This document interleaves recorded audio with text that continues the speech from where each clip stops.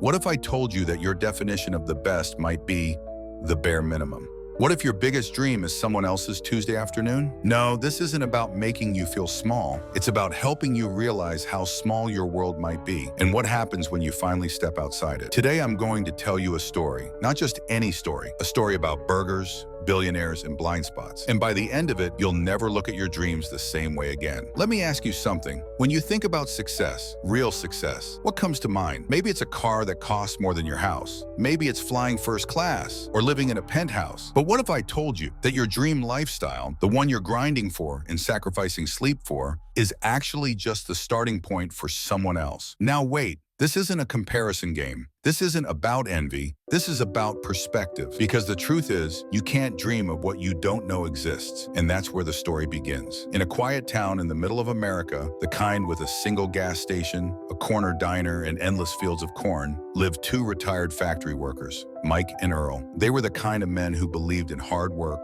honesty, and black coffee. Every Sunday, like clockwork, they'd sit on Earl's porch and talk about life. Their world was simple, and to them, that was enough. But one day, something changed. "Hey," Mike said, taking a sip of lukewarm coffee. "You ever wonder what folks in New York eat for lunch?" Earl raised an eyebrow. "New York? Yeah, like those Wall Street guys. The millionaires, billionaires. You'd think they eat burgers." Earl laughed. "Of course they do, but not like ours. Probably Wagyu beef, truffle aioli, brioche bun, the good stuff." Mike nodded, smiling. "Man, a burger like that every day? Now that's the dream." And for a moment, they both sat quietly picturing it, this mythical gourmet burger that symbolized everything they thought wealth meant. But here's what Mike and Earl didn't know. In a high-rise building in Manhattan, a young tech executive named Rachel was sitting down for her usual lunch. Not a burger, not even a sandwich. Today's menu, bluefin tuna flown in from Tokyo that morning, paired with a saffron foam and a seaweed salad curated by a private nutritionist. For Rachel, this wasn't a special occasion. This was routine. The burger that Mike and Earl dreamed of, that was street food to her. An after-party snack, not even memorable. And that's the punchline. You see, Mike and Earl weren't wrong to dream, but their dreams were shaped by their environment, by what they had seen, tasted, touched. In their world, a deluxe burger was the peak. They couldn't even imagine a life beyond it. And that's the real danger, not knowing what you don't know. Most people live their whole lives like Mike and Earl. They dream big, but within small walls. They're not lazy. They're not unambitious. They're just unaware that there's more out there. So let me ask you again, what if your idea of the best isn't even close to what's possible? Here's something uncomfortable, but true. Most people will never live beyond what they think is possible. You grow up in a certain town, go to a certain school, learn a certain way of thinking, and that becomes your ceiling. It's not that there's a law stopping you, it's that you don't know what's above it. Like Mike and Earl, you dream within the walls you were born into. Think back to your own life. Was there ever a time you thought something was completely unreachable until someone around you did it? Maybe you thought no one from your high school could get into an Ivy League until one kid did. Maybe you thought 6 figures a year was rich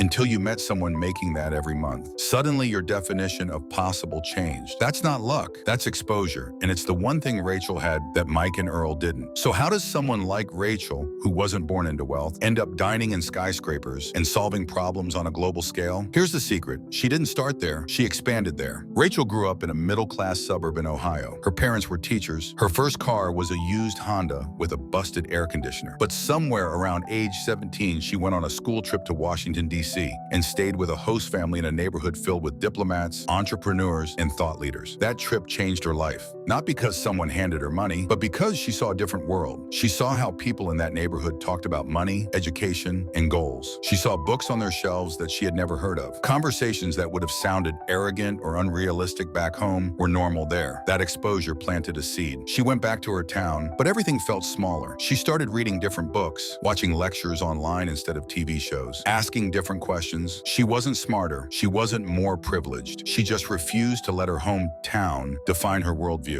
And over time, one decision led to another. College, internships, mentorships, startups, until one day she was the person someone else looked at and said, "Wow, that must be nice." So let me ask you something. What is the best thing you can imagine? I'm serious. What does success look like to you? A house? A job title? What if I told you that even your wildest dream might still be too small? That there's a version of you out there 5 years from now who laughs at what you thought was the top. And here's the truth. You can't expand your reality until until you expand your references. And you don't need money to do it. You need curiosity, you need access to new voices, and you need the humility to realize you don't know what you don't know. You can get exposure right now through books, podcasts, YouTube channels, by following people who make you uncomfortable, not because they're arrogant, but because they live in a world that challenges yours. The moment you start surrounding yourself with ideas bigger than your current life, your dreams evolve. Instead of dreaming of surviving, you start dreaming of thriving. Instead of wanting a better bomb, you start thinking of building your own company. Instead of hoping for a raise, you start learning how to make money in your sleep. Exposure shifts everything. Mike and Earl never had that exposure. No one's fault, but that's the difference. Not talent, not intelligence, just perspective. So, what's holding you back right now? Not your job, not your hometown, not your family. It's the limits of what you think is possible. We'll talk about how to design a life bigger than your current thinking, the 3 habits that people like Rachel build into their lives, and how you can start today, no matter where you're from. Because of dreaming small, that's the real trap. And now that you see it, you don't have to fall into it. The truth is, most people are walking around with a cage in their minds, not made of bars, made of beliefs. Things they assume are facts, but are just stories they have heard 1,000 times and never questioned. I'm not good with money. People like me don't get rich. I didn't go to the right school. These are not facts. These are software bugs in your mental operating system, and it's time for an upgrade. Let's start with habit number 1. Change your inputs. Your thoughts are the result of what you consume. If all you read are tweets about drama, guess what's on your mind all day? If all you watch are people ranting about how the system is rigged, you'll start to believe that success isn't possible, at least not for people like you. So ask yourself, what am I feeding my mind every single day? People like Rachel, they listen to podcasts on business, creativity, and psychology. They watch documentaries, not gossip. They read biographies of people who broke the mold, not just fiction, to escape it. They deliberately flood their minds with bigger ideas, so their thinking grows to match them. It's not about being better, it's about being intentional. Want a bigger life? Start with a bigger bookshelf. Habit number 2, ask better questions. The quality of your questions determines the direction of your life. Most people ask questions like, how can I survive this month? Those questions lock you into survival mode. But high-level thinkers, they ask things like, how can I create something valuable this year? Who is already doing what I want to do? And how can I learn from them? What would this look like if it were easy? These questions unlock strategy, creativity, growth. Rachel used to ask, how can I get a job? Then she shifted the question to, how can I make sure I'm never dependent on a single job again?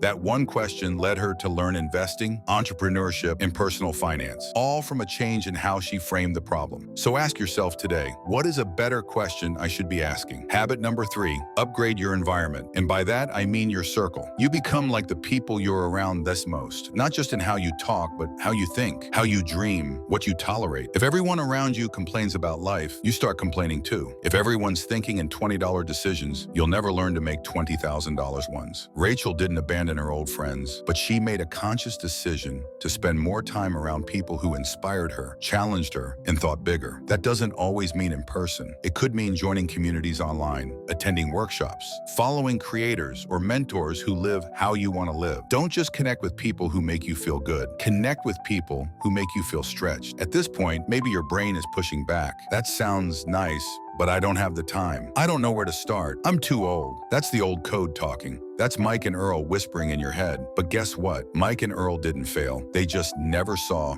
past their fence. You have the internet. You have access. You have no excuse except the ones you choose to keep. If all you remember from this video is one thing, let it be this. You can't build $1 million life with $1,000 mindset. Dreams don't grow in isolation. They grow in exposure. And the bigger your exposure, the more you realize you've been dreaming too small this whole time. Mike and Earl were happy, but they were also limited. Rachel wasn't better than them. She was just braver. Brave enough to question, brave enough to learn, brave enough to believe there was something beyond her hometown's menu. And that courage, that's available to you right now. If you want to grow, you have to first see where you're stuck. Most people aren't stuck because of what they lack. They're stuck because of what they believe. So here's a 5-step clarity exercise. Step 1, define your ceiling.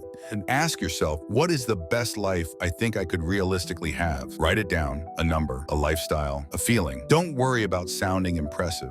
Just be honest. Now ask, where did this idea come from? Who told you this was enough? A parent, a a teacher, a neighborhood. Get clear on where the ceiling came from, because only then can you push past it. Step 2, identify the hidden beliefs list. 3 things you believe about success that might not be true. For example, people like me don't get rich. Making money means selling out. I don't have what it takes. Now ask, what if this belief is just a story I've been handed, not a fact? Question it, crack it open. Step 3, borrow a bigger vision. Find someone, real or virtual, who lives a life that seems impossible to you right now. Could be a business leader, artist, athlete, or even a content creator. Then study them. How do they think? What do they read? What decisions did they make 5 years ago? Don't idolize them, analyze them. Because if they can do it, it's possible. Impossibility is the beginning of transformation. Step 4, make a frictionless upgrade. Ask yourself, what's one small shift I can make this week to feed my mind differently? Not quit my job and move to Bali, something small. Swap 10 minutes of scrolling for a podcast. Replace one YouTube rabbit hole with a book summary. Join a free online group with people building what you want. One small upgrade,